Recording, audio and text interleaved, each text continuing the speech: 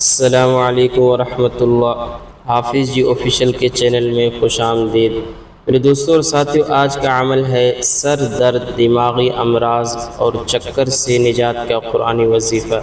جی ہاں میرے دوستوں اور ساتھیوں، آج کی اس ویڈیو میں اکثر لوگ جو شکایت کرتے ہیں کہ دماغی ٹینشن ہے، سر میں درد ہے، چکر آتے ہیں، تو قرآنی وظیفہ لے کر آئے ہیں۔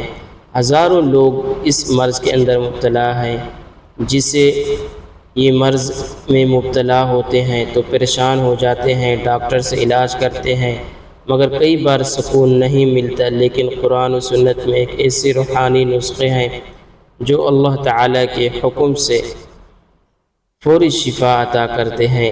یاد رکھیں، اللہ تعالیٰ نے قرآن کو شفاء لما فی الصدور قرار دیا، یعنی دلوں اور جسم کے سکون کے لیے شفا ہے۔ تو میرے دوستوں اور ساتھیوں، آج کا وظیفہ یہ ہے، آپ دوست اس کو خود بھی کریں اور اپنے دوستوں اور رشتہ داروں کے ساتھ بھی شیئر کریں۔ طریقہ کار یہ ہے، سب سے پہلے وضو کر لیں، اس کے بعد 11 بار درود ابراہیمی پڑھیں، پھر 41 بار یہ جو آیات ہے وَإِذَا مَرِضْتُ فَهُوَ يَشْفِينِ، یہ وظیفہ میں نے ڈسکرپشن میں بھی دیا ہوا ہے، اور آخر میں دوبارہ 11 بار درود شریف پڑھیں، پھر دونوں ہاتھوں پر دم کر کے اپنے سر اور چہرے پر پھیر لیں۔ یہ عمل روزانہ کریں، انشاءاللہ سر درد، دماغی کمزوری اور بار بار آنے والے چکر سب ختم ہو جائیں گے، انشاءاللہ تعالی سکون ملے گا۔